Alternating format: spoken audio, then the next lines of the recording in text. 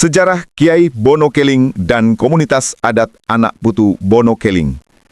Kiai Bono Keling adalah tokoh sentral dan leluhur tertinggi dari sebuah komunitas adat yang berpusat di Desa Pekuncen, Kecamatan Jatilawang, Kabupaten Banyumas, Jawa Tengah. Sejarah beliau diselimuti misteri dan diturunkan secara lisan, menjadikannya bagian dari tradisi kejawen Islam yang unik dan asketik. Asal-usul dan jati diri periode awal. 1. Sosok yang sengaja dirahasiakan. Jati diri Kiai Bono Keling yang sesungguhnya sengaja dirahasiakan atau dikelami oleh anak putu, keturunan atau pengikut beliau. Kerahasiaan ini diyakini sebagai upaya untuk menjaga kesakralan ajaran dan melestarikan warisan budaya leluhur. Oleh karena itu, tidak ada catatan sejarah resmi dan tunggal mengenai biografi beliau. 2. Versi dari Kadipaten Pasir Luhur. Versi yang paling populer dan banyak dicatat dalam literatur lokal adalah bahwa Kiai Bono Keling berasal dari Kadipaten Pasir Luhur, sebuah kerajaan Hindu-Buddha kuno di wilayah Banyumas. Identitas asli. Beliau diyakini merupakan seorang bangsawan, bahkan seorang patih di Kadipaten Pasir Luhur. Beberapa sumber menyebut nama beliau adalah Raden Banyak Tole atau tokoh lain yang memiliki garis keturunan dari Raja Kamandaka Bajajaran. Masa transisi agama. Peristiwa hidup Kiai Bono Keling diperkirakan terjadi pada masa transisi kekuasaan, yakni ketika Kesultanan Demak abad 16 mulai menyebarkan pengaruh Islam secara masif ke wilayah pedalaman Jawa, termasuk Pasir Luhur. Penyebab pelarian. Kiai Bono Keling diceritakan memiliki perbedaan prinsip dengan ayahnya, Adipati Banyak Blanak, terutama mengenai penerimaan atau penolakan Islamisasi. Karena perbedaan ini, beliau memutuskan untuk meninggalkan Kadipaten. Dalam beberapa versi, beliau dikisahkan melarikan diri ke hutan dan pesisir selatan untuk menghindari peperangan atau tekanan dari pasukan Islam Demak. 3. Asal nama Bono Keling. Nama Bono Keling sendiri diyakini sebagai nama samaran. Etimologi. Bono berarti wadah atau tempat, dan keling berarti hitam, yang juga bisa dimaknai sebagai teguh atau kuat. Secara filosofis, Bono Keling dimaknai sebagai wadah hitam atau orang yang teguh memegang waton, aturan atau prinsip. Masa pengembaraan dan pembentukan komunitas.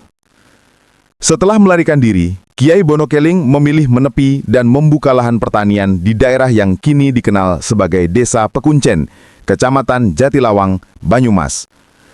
Penyebar kearifan.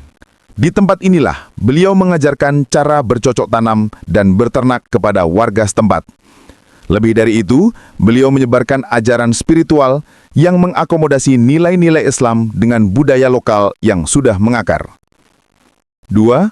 Hubungan dengan Wali Songo. Beberapa cerita lokal juga mengaitkan Kiai Bono Keling dengan salah satu tokoh Wali Songo, yaitu Sunan Kalijaga. Dikisahkan, Kiai Bono Keling sempat menjadi murid Sunan Kalijaga dan diajari tentang syahadat atau kalimat persaksian dalam Islam. Hal ini menguatkan aspek sinkretisme dalam ajarannya. 3. Tanda abadi atau kayu nagasari. Sebagai tetenger atau tanda dari ajarannya di Pekuncen, Kiai Bono Keling menancapkan sebatang kayu nagasari yang kini berada di kompleks makam beliau. Konon, kayu tersebut hanya dapat tumbuh dalam lingkaran tertentu saja, melambangkan ajaran beliau yang tetap harus dijaga dalam tradisi dan lingkaran adat yang kuat. Ajaran Kiai Bono Keling menjadi pedoman utama bagi komunitas yang menyebut diri mereka anak putu Bono Keling, keturunan atau pengikut setia. Falsafah ini bersifat asketik atau sederhana dan menekankan pada nilai-nilai moralitas dan harmoni. 1. 5 ajaran pokok atau Pancadharma. Monembah, beribadah dan menyembah hanya kepada Tuhan yang Maha Kuasa. Moguru, patuh dan hormat pada orang tua dan guru spiritual atau Kiai Kunci. Mongabdi, saling menghargai dan menjalin hubungan baik dengan sesama manusia atau toleransi. Makaryo, bekerja keras untuk memenuhi kebutuhan hidup. Manages manunggaling kaulo Gusti, menjaga hubungan langsung antara hamba atau kaulo dan Tuhan atau Gusti, meskipun Kiai Bono Keling juga dianggap sebagai perantara doa. 2. Sinkretisme Islam Jawa. Ajaran Bono Keling dikenal sebagai Islam Kejawen karena memadukan unsur Islam dan kepercayaan Jawa. Pedoman hidup. Mereka menjadikan kitab Turki atau tuturing kaki atau petuah leluhur sebagai panduan, bukan Al-Quran secara langsung. Ritual Islam. Mereka mengakui syahadat, puasa dengan tata cara dan kalender Jawa atau abuge yang khas, dan zakat, tetapi tidak melaksanakan sholat 5 waktu layaknya Islam pada umumnya. Penghormatan leluhur.